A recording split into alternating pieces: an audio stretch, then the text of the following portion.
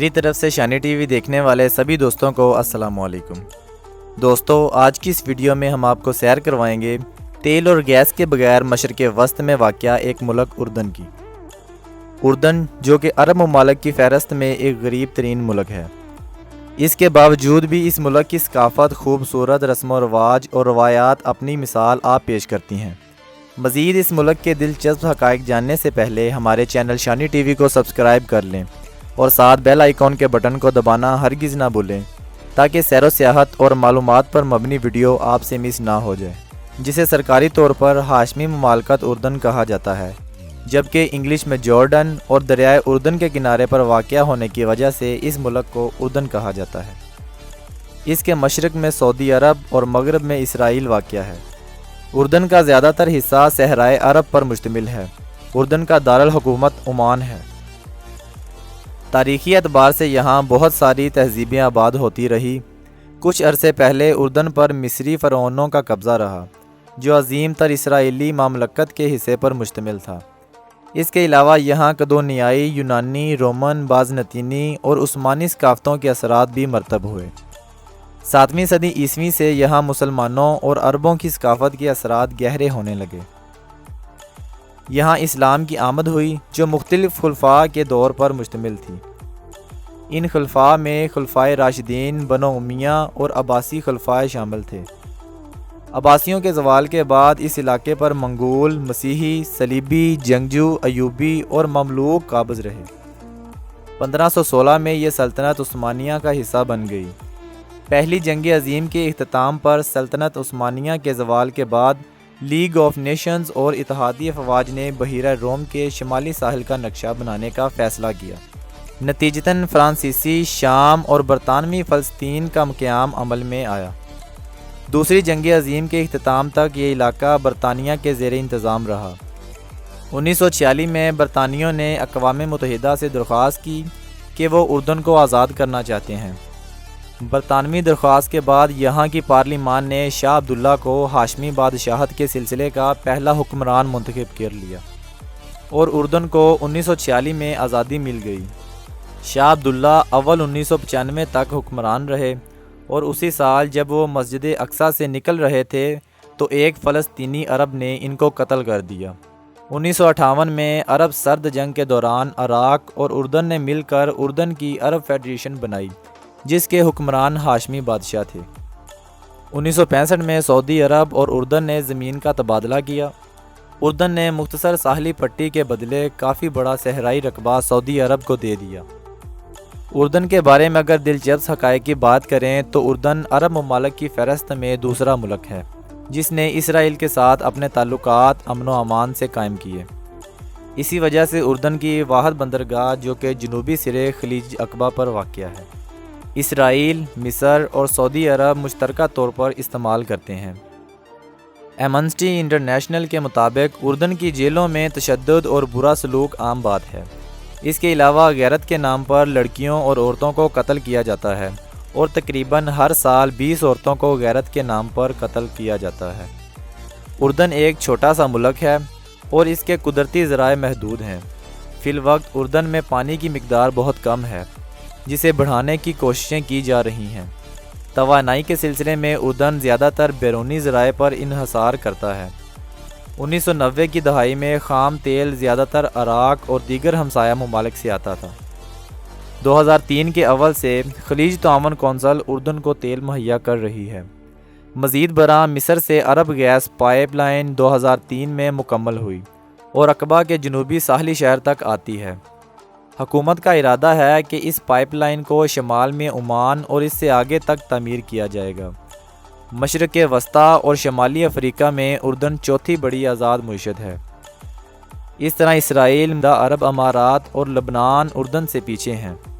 اردن کا بینکاری کا نظام بہت جدید اور پالیسیاں بہترین ہیں، جن کی وجہ سے اردن 2009 کے عالمی معاشی بحران سے آسانی سے گزرا۔ اردن اور عراق میں موجود عدم استحکام کی وجہ سے اردن کو مستقبل کا بیروت اور علاقائی معاشی مرکز کہا جا رہا ہے۔ ایک دہائی سے زیادہ عرصے سے معاشی ترقی کی شرح 7% ہے۔ اردن کی معیشت بیرونی امداد کی بجائے اپنے پیروں پر کھڑی ہو رہی ہے۔ کسی بھی دوسرے عرب ملک کی نسبت اردن نے سب سے زیادہ آزادانہ تجارتی معاہدے کیے۔ یہ معاہدے امریکہ، برطانیہ، کینیڈا اور یورپی یونین کے علاوہ بھی بہت سارے دیگر ممالک کے ساتھ ہوئے۔ 1996 میں اردن اور امریکہ کے درمیان ہونے والے معاہدے کے تحت دونوں ملکوں میں شہری ہوا بازی کے لیے راستے کھول دیے گئے۔ 2000 سے اردن عالمی تجارتی ادارے کا رکن بھی ہے۔ فی کس آمدنی 2007 میں $5100 تھی۔ تعلیم اور خواندگی کی شرح اور سماجی بہبود خطے میں سب سے زیادہ ہے۔ آبادی میں اضافے کی شرح 2.8% سالانہ ہے۔ بے روزگاری کی شرح کافی زیادہ ہے، جو کہ سرکاری اعداد و شمار کے مطابق 12.5% ہے۔ تاہم غیر سرکاری اعداد و شمار بے روزگاری کی شرح کو 30% ظاہر کرتا ہے۔ اس کے علاوہ افراط زر کی شرح 2.3% ہے۔ 2006 میں عمان کو عرب ممالک میں سب سے مہنگا شہر قرار دیا گیا تھا، جبکہ دبئی کو دوسرے نمبر پر شمار کیا گیا۔ 2009 میں دبئی، ابوظہبی اور بیروت کے بعد عمان چوتھے نمبر پر مہنگا ترین شہر بن گیا۔ اردن میں غیر ملکی ورک فورس کا تخمینہ 3 لاکھ سے 7 لاکھ کے درمیان ہے، جو کل ملکی ورک فورس 20 سے 30% کے درمیان ہے۔ یہ غیر ملکی افراد زیادہ تر تعمیرات، ٹیکسٹائل، بلدیاتی شعبے اور گھریلو ملازمین کے طور پر کام کرتے ہیں۔ حال ہی میں کی گئی قانونی ترمیم کے بعد ان افراد کو بہت ساری سہولیات مہیا کی گئی، جن میں قانونی تحفظ بھی شامل تھا، جو عرب دنیا میں پہلی بار ہوا ہے۔ 2019 کی مردم شماری کے مطابق اردن کی کل آبادی 1,78,545 افراد پر مشتمل ہے۔ کل آبادی کے اعتبار سے اردن دنیا بھر میں سب سے زیادہ ہنر یافتہ کارکنان کا برآمد کنندہ ہے۔ کل آبادی کا چوتھائی یعنی 6 لاکھ افراد دیگر ممالک میں زیادہ تر اہم عہدوں پر فائز ہیں۔ اردن کا کل رقبہ 99,341 مربع کلومیٹر ہے۔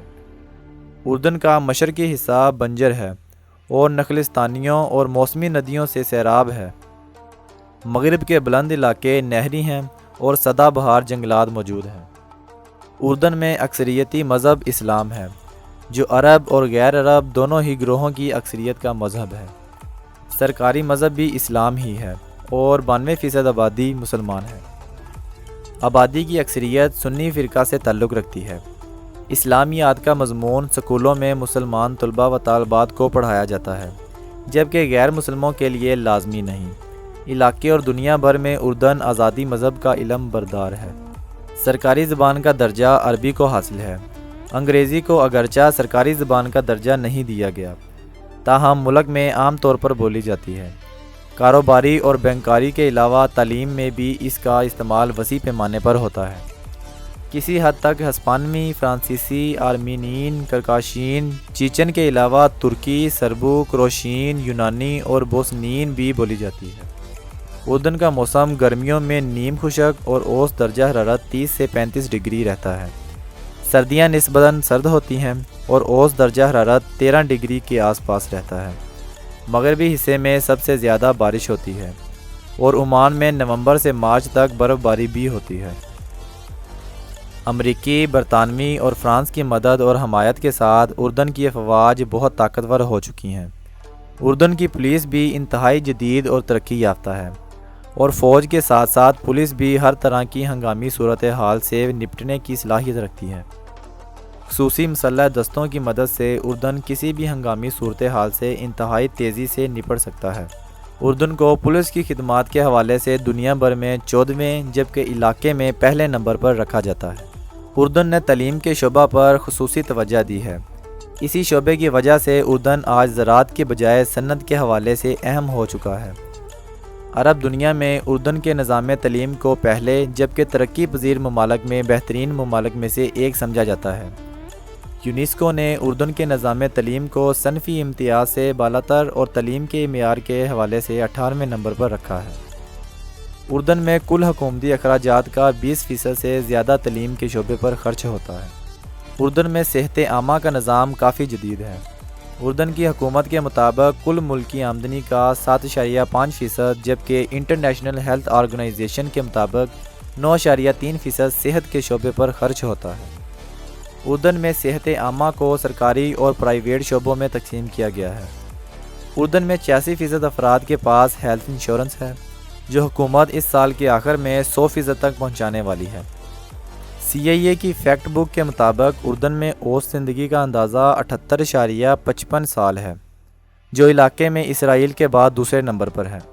صاف پانی اور گندے پانی کی نکاسی کا نظام، جو 1950 میں محض 10% لوگوں کی پہنچ میں تھا، اب 99% افراد اس سے فائدہ اٹھا رہے ہیں۔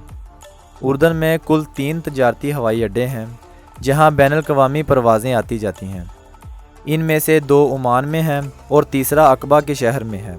سب سے بڑا ہوائی اڈہ ملکہ عالیہ انٹرنیشنل ایئرپورٹ ہے، جو کہ عمان میں واقع ہے۔ یہ ہوائی اڈہ رائل جارڈین ایئر لائن کا مرکزی اڈہ ہے۔